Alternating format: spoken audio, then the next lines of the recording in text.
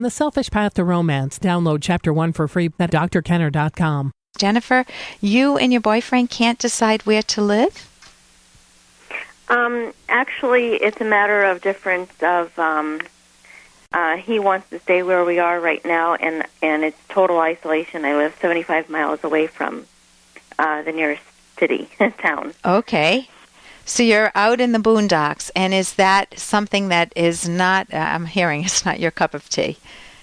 Absolutely not. It's a matter of my sanity being compromised for his happiness. Okay, so it's not a win-win situation that you would have to sacrifice. Well, he thinks it's a win. Okay, why does he think it's a win? Well, I mean, because he has this great job, and, the reason why we moved here is just to get his foot in the door. Now that he's up here, he sees it as a good opportunity to climb the ladder. Oh, where you are, not a foot in the door. Is it a national company or international where he could go to a city? It's a national one. It's a national, but, of course, there's always the case of, well, when you move to a bigger city, there's more competition to climb the ladder. Yeah. So he's afraid of, why climb the mountain when I could easily climb the molehill? Okay, so he's basically facing a trade-off, and he's wanting his cake and eat it too. He's wanting to force you to be happy where you're at when it's pretty clear that you gave it a running shot. You came up there with the agreement that it was only temporary, and now he's made a different decision based on work, not in his romantic relationship, obviously. And that's okay for him to do, but then he's got to take the consequences, which are what? The consequences, I feel,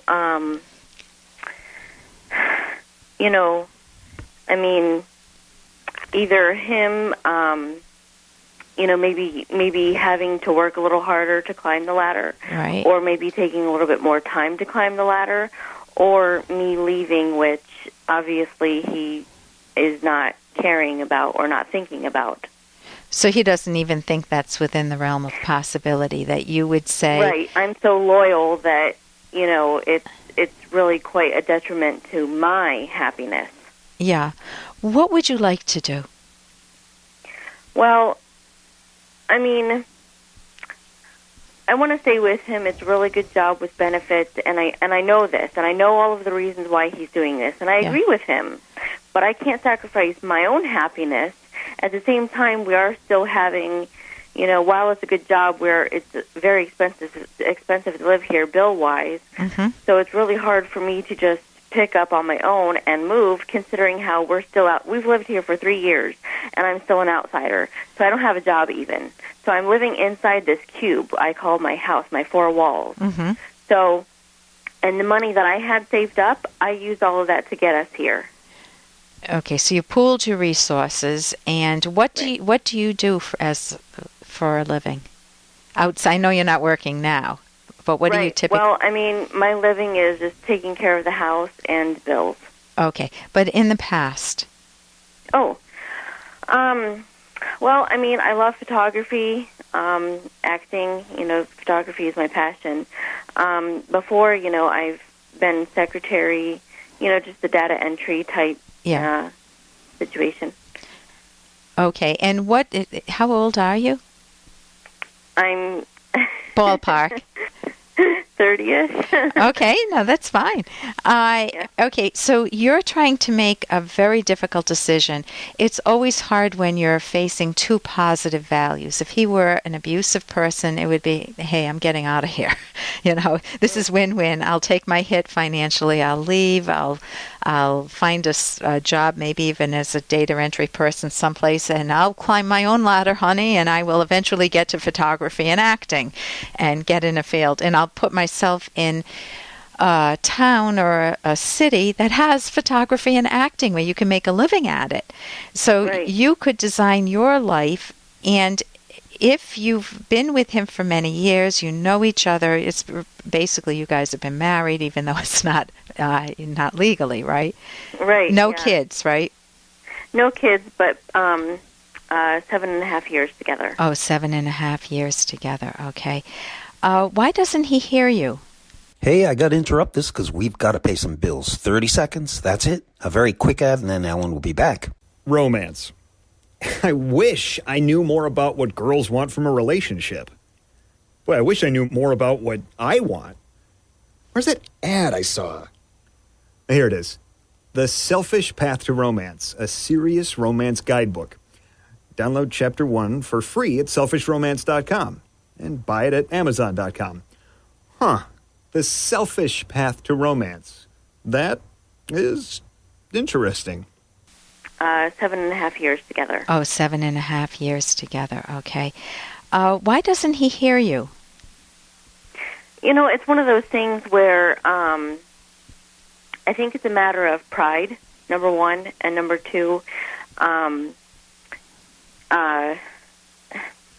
bunch of laziness also has to factor into it because it actually took me, my help in him obtaining this job, with my financial resources and, just helping him with scheduling appointments and going to the meetings and interviews and stuff like that. And so I think it's a matter of, he's actually 37.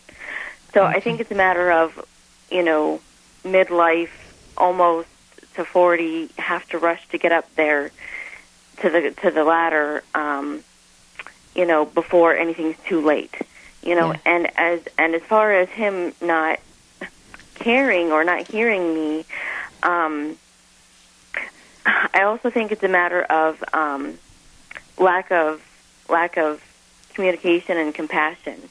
And I say lack of communication because anything I bring up to him, he always escalates it to a fight. So that comes back to the pride thing. Okay. So you want to ask yourself, is he the right partner for me? And I know we don't have a lot of time left. I don't know if you're aware that I wrote a book with my co-author, Ed Locke, and it's all about being good to yourself, valuing your happiness, your long-range happiness. And we have a provocative title, The Selfish Path to Romance, How to Love with Passion and Reason. Oh, that's a long title. Well, it's just Selfish Romance. Just write selfishromance.com, or you can go to my website, drkenner.com, and you can get the book on Amazon.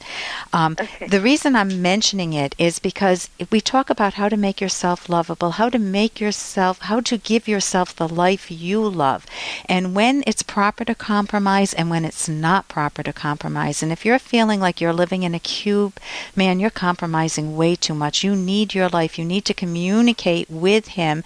And if it's always a fight with him, then you want to read the chapter on how to reduce conflict, how to deal with conflict. And we have a chapter on how to compromise and what a good relationship looks like. One of the most important things for you is your own identity. If you love acting and photography, you need to be able to give that to yourself, just like he needs to. Sometimes relationships work out. Sometimes people decide to part ways, and we even have in our appendix a little bit on parting ways, even though the focus of our book is how to cherish one another. So listen, thank you so much, Jennifer, and I wish you the best with a very difficult decision. And my key advice is love yourself. Really speak up and value your own life. And here's a little more from Dr. Kenner. And what's this I hear about you bailing out on detention today? I'm not giving up my math club time to babysit a bunch of delinquents. Excuse me, those kids need your attention as well. But the ones who try actually deserve it. And what a refreshing dialogue that is. The ones who try it deserve it. And that's from the movie, hold on one second, I'll tell you. Take the Lead. That's from the movie Take the Lead. And in your own life, do you focus on the people who, through their own choice, destroy their own lives? Or do you focus on those that deserve it, who make better choices? And that applies to maybe family members. Maybe it's the kid who is always in trouble that you focus on, and the good kid gets left in the background. Think again. You want to pay attention to the kid who is making proper choices, better choices, and commend them. I always learned that I learned early on that rewarding the good is much better than than focusing on punishing the bad. I know sometimes we have to put out fires in family relationships, and we have to attend to a kid who's on drugs or alcohol. But man, you want to pay attention to your good kids too, and the same with your friends, and the same in your own life. Focus on the good within you, rather than always beating yourself up and finding that it's much harder to change when you're always criticizing yourself, when you're always saying, why do I always do this? Why can't I get back to the gym? Why don't I eat better? I'm just a loser. I'm a failure. I'm no good. I'm unlovable. Well, if you beat up on yourself, when are you ever going to focus on your strengths and focus on moving, taking some of those things you don't like and moving them into the categories of strengths, meaning learning how to exercise more, learning how to take care of your body, learning how to take care of your mind better. For more Dr. Kenner podcast, go to drkenner.com and please listen to this ad. Here's an excerpt from The Selfish Path to Romance, the Serious Romance Guidebook by clinical psychologist Dr. Ellen Kenner and Dr. Edwin Locke. Finding the right romantic partner may seem like a daunting task, but it is much less daunting when you know what to look for and how to look for it. Once you have found the person you believe is your soulmate, however, the story is not over. It is only beginning. You will want to know how to preserve and strengthen your relationship, and most people have no idea how to do this. Most make one major, often fatal, mistake. The main reason for fading romance, aside from a poor match or partners moving in incompatible directions, is letting the love relationship go on automatic, letting it be carried along solely by emotion. You can download Chapter 1 for free by going to drkenner.com, and you can buy The Selfish Path to Romance at amazon.com.